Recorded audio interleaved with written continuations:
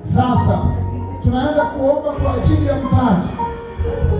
Kila mtu anahitaji mtaji, kwa sababu neno limekuja kwa ajili ya msamaha, kwa ajili ya kuangusha ambacho umekiongea, kwa ajili ya kurekebisha. Kinachofuata ni chakula kizuri.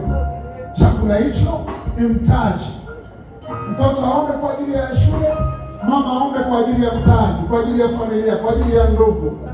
Kwa hiyo nakuambia, pandisha, sema na Mungu, hiyo ndio nafasi, kwa sababu mwalimu amefundisha vitu, akisema ya kwamba watu wengi hawatembei na mbingu. Watu wengi wanatembea wao kama wao na mapokeo ya wanadamu, lakini ni vyema ukatembea na Mungu peke yako, ukawaza mawazo yako. Je, yanawaza vizuri au yanawaza vibaya? Mimi nimejifunza jambo, nikisikia mtu anamsema mwenzake siende kumwambia, maana nimegundua inavuruga kanisa. Ukiniambia namezea, ukiniambia muulize, simuulize, na nyamaza kimya. Ndio kuna yako juu, na wewe kuambukize hilo mezea, ili Mungu alikuze kanisa lako, sio kadaiwa kanisa lake kwa sababu ya maneno yanayochukiza. Sio sema mwenzako vibaya, mwache.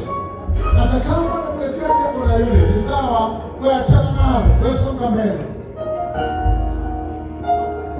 ili mradi tu sio mimi nimekusema. Kama mkutano kule mkasemezana ni nyie wawili, mimi alinihusu.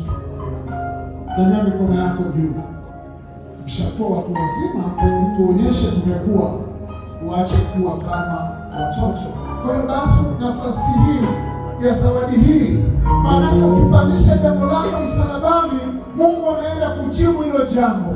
Wakati Apostol Nazareti atakapokuwa anaomba kwa ajili ya baraka, na mimi nitakuwa napita kugusa taratibu uweze kupokea. Kama kuna uadui, kama kuna giza, bila kuachia.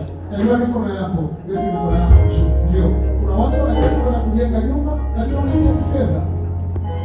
Wengine wamekaa nyumba ya kupanga mpaka wanashindwa kulipa kodi. Sasa Mungu ameona hitaji lako na siku ya kujibiwa ni leo. Ndio maana nabii mara ya kwanza umesema